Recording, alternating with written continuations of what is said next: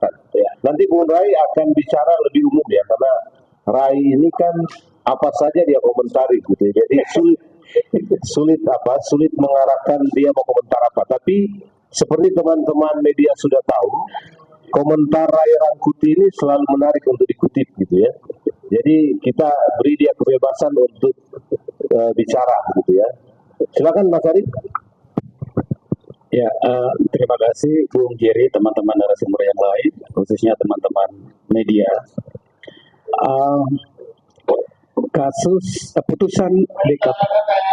Putusan DKPP itu mempertebal atau menunjukkan bahwa indikasi politisasi penyelenggara pemilu itu menebal. Kenapa? Tadi disampaikan oleh Bung Jerry bahwa ini tidak terlepas dari adanya ya upaya untuk mempolitisasi penyelenggara untuk pemenangan atau kepentingan tertentu. Nah, saya berangkat dari kalau kita merujuk pada pemilu yang dulu, ya 2024, itu korupsi di KPU luar biasa, menyasar hampir semua komisioner, bahkan sekjen, ya sampai meninggal di LP, dan kami juga yang bersama-sama melaporkan dan mengkritisi itu. Tapi itu berdiri sendiri pada konteks perilaku seorang komisioner dan tim yang ada di kesekjenan. Kalau kita melihat putusan DKPP, ya di mana ujungnya adalah asusila, tapi di balik itu ada proses abuse of power yang dilakukan oleh ketua KPU. Nah, saya ingin mengatakan bahwa kasus ini adalah puncak gunung es. Ya, bahwa pertanyaannya adalah apakah semua komisioner bersih dari abuse of power? Pertanyaannya pasti tidak. Kita tahu kalau teman-teman di sana ada transaksional, sekalipun ya konteksnya ya belum ada bukti yang cukup kuat, tapi aromanya tercium. Di sana ada potensi penyalahgunaan narkoba, ya, dan itu dibiarkan oleh aparat penegak hukum cukup lama. Nah, ini indikasi-indikasi ini sebenarnya harus menjadi pintu masuk atau keputusan DKPP harus memastikan bahwa aparat penegak hukum itu harus masuk. Kenapa? Hasil audit BPK 1 bulan yang lalu menunjukkan bahwa ada masalah ya di keuangan penyelenggara pemilu. Dalam hal ini adalah KPU. Ya. Apakah kemudian ini bagian seperti saya katakan tadi puncak gunung es? Oleh karena itu, ya BPK kita berharap melakukan audit investigatif untuk memastikan pola modus yang dilakukan oleh ketua KPU itu juga kemudian apakah berdiri sendiri atau ini adalah bagian dari pola yang berjamaah yang dilakukan oleh komisioner. Indikasi ini juga cukup kuat ketika kita mengetahui ya bahwa kantor imigrasi menyurati penyelenggara pemilu untuk tidak melakukan kunjungan kerja jor-joran ke luar negeri. Ini ada isyarat bahwa sebenarnya ada sesuatu yang maha besar yang terjadi di tubuh penyelenggara pemilu.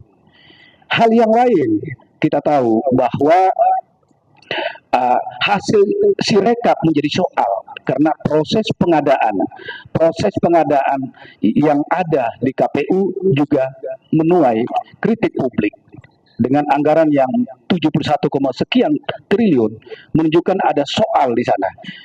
Nah, hal yang lain adalah temuan dari DKPP harus menjadi pintu masuk bagi KPK juga untuk sungguh-sungguh di periode terakhir mereka untuk memastikan proses demokrasi elektoral kita yang diselenggarakan oleh penyelenggara pemilu itu clear, bersih sehingga publik bisa melihat bahwa proses-proses pemilu Pilpres kemarin pilek itu bisa dipastikan bahwa KPU tidak terhinggapi atau tidak dilihat bahwa mereka adalah bagian dari politisasi atau masuk pada wilayah politisasi penyelenggara pemilu untuk kepentingan pemenangan.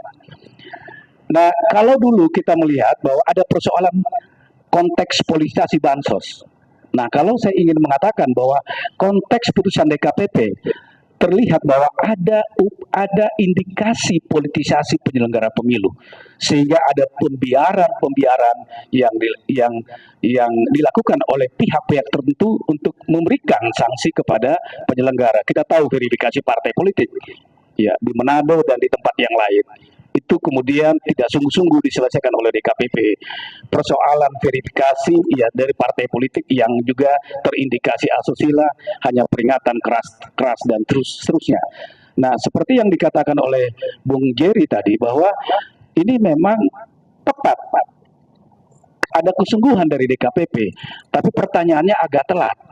Kenapa setelah pasca pemilu? Nah, ini juga terlihat bahwa konteks PHPU ini berakhir pada PHP. Konteksnya ketika PHPU kemarin masih tetap proses ini tidak ada sanksi yang cukup kuat. Pada saat Idul Adha PHPU diberikan karena di situ ada ceramah atau khotib dari Ketua KPU yang dihadiri oleh Presiden. Yang terakhir adalah ada PKPU yang baru saja keluar 2 atau 3 hari yang lalu yang memberikan karpet merah, ya, dengan mengakomodir putusan MA, tapi diskriminasi atau tidak adil terhadap proses tahapan pencalonan perseorangan yang telah berakhir. Nah, kalau kita lihat politisasi penyelenggara pemilu, apakah ini indikasi semakin memperkuat bahwa putusan MK ya tidak hanya berkaitan dengan persoalan asusila, tapi juga berkelindan dalam konteks bagaimana komisioner terlihat menggunakan fasilitas negara, menggunakan jabatannya untuk melakukan abuse of power. Dari persidangan juga menunjukkan hotel itu hampir 1 bulan. Kalau kemudian direimburse, ya, maka sekjen harus dipanggil. Jangan-jangan ada konspirasi jahat yang dilakukan antara pimpinan atau komisioner dengan sekjen, karena sekjen mengakomodir. Kalau tidak salah, dalam penyampaian majelis bahwa itu direimburse. Bahkan ada indikasi dibayarkan oleh orang lain sekitar 100 juta. Ini harus kemudian ditelisik. Kita tahu bahwa DKPP mungkin agak sulit karena ini bukan tupoksinya. Tapi harusnya ini bola yang harus kemudian menjadi pintu masuk bagi aparat penegak hukum. BPK harus menjadikan ini pintu masuk untuk melakukan audit investigatif. KPK juga jangan diam di periode terakhir mereka. Dan juga kemudian soal adanya aroma, saya kira bahwa juga ada narkoba yang berkeliaran di sana. Ini menunjukkan bahwa soal integritas, soal profesionalitas di tubuh KPU ini menuai masalah. Saya kira itu sebagai pengantar. Terima kasih. Assalamualaikum warahmatullahi wabarakatuh.